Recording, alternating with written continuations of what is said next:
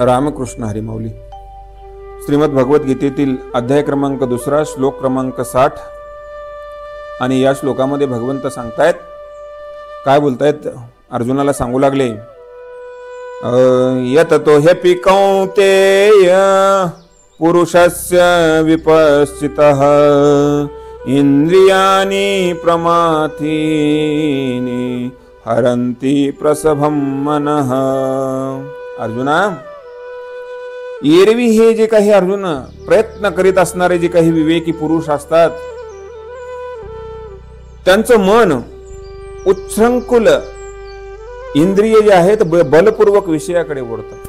बघा ना, काही जण या इंद्रियावर विजय मिळवावा म्हणून नाना प्रकारचे सायास करतात, प्रयत्न करतात, पण हे एवढे विषय वाईट आहेत, हे इंद्रिय एवढे बलवान आहेत की ते आपल्याला स्वतःहून ओढून त्या विषयाकडे घेऊन जातात. एखादी गोष्ट माणसाला खावी वाटत नसली तरी सुद्धा जर त्या इंद्रियांचा जर विचार झाला की आपल्याला ती वस्तू खायची आहे, त्या रसाचं सेवन आपल्याला करायचं आहे, तर आपोआप सर्व इंद्रिय ओढत तिकडे घेऊन जातात आणि ते कार्य करायला भाग पाडतात.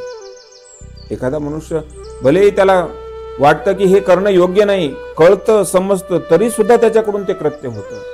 का तर ते कृत्य त्याच्याकडून बलवान असणारे इंद्रिय त्याच्याकडून करून येतात. आणि म्हणून या इंद्रियामध्ये जो अडकून पडतो, जो इंद्रियावर विजय मिळवू शकत नाही, जो इंद्रियाच्या मनावर चालतो, जो इंद्रियाच्या ताब्यामध्ये स्वतःला दिलेला जो देतो, तो वाम मार्गाचं आचरण त्याच्याकडून आपोआप घडलं जातं.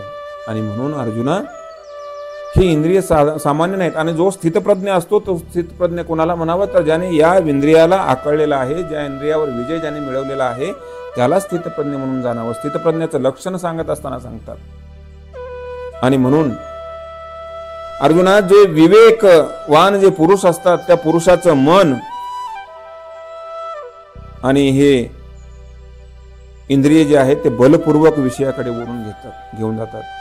आणि माऊली ज्ञानोबा सुद्धा याचंच वर्णन करत असताना सांगतायत की बाबा, हरी हरी एरवी तरी अर्जुना, हे आया नये साधना, जे राहटता ती जतना निरंतर, जया ते अभ्यासाची घरटी, यमनियमांची ताटी, जे मना ते सदा मुठी धरून आहती.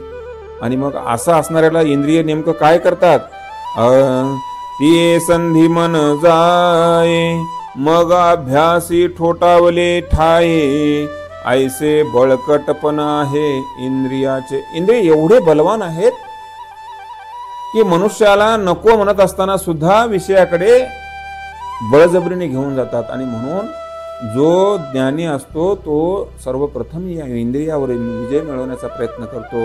आणि हे इंद्रिय कोणाच्या ताब्यात राहतात, तर इंद्रियाला जर ताबा द्यायचाच ठरला तर फक्त मनाच्या ताब्यामध्ये इंद्रिय राहू शकतात. आणि ज्याचे इंद्रिय हे त्याच्या मनाच्या ताब्यामध्ये आहेत, तो जितेंद्रिय असतो आणि त्याला जे पाहिजे ते प्राप्त करून घेऊ शकतो. माऊले आपण मारुतीरायांना म्हणतो, जितेंद्रियाम बुद्धिमताम वरिष्ठम. मारुतीरायांनी आपल्या इंद्रियावर विजय मिळवलेला होता, म्हणून त्यांचं नाव आज राहिलं, म्हणून त्यांनी एवढी भक्ती, आघात भक्ती प्रभू रामचंद्राची ते करू शकले. आणि म्हणून या ठिकाणी ही इंद्रिय जे आहेत त्या इंद्रियापासून परावृत्त हळूहळू आपण आपलं मन जे आहे ते बाहेर काढणं गरजेचं आहे. या इंद्रियाला मनाच्या ताब्यामध्ये ठेवणं गरजेचं आहे. अशा प्रकारचा बोध भगवान कृष्ण परमात्मा अर्जुनाला त्या ठिकाणी करू लागलेले आहेत. रामकृष्ण हरी.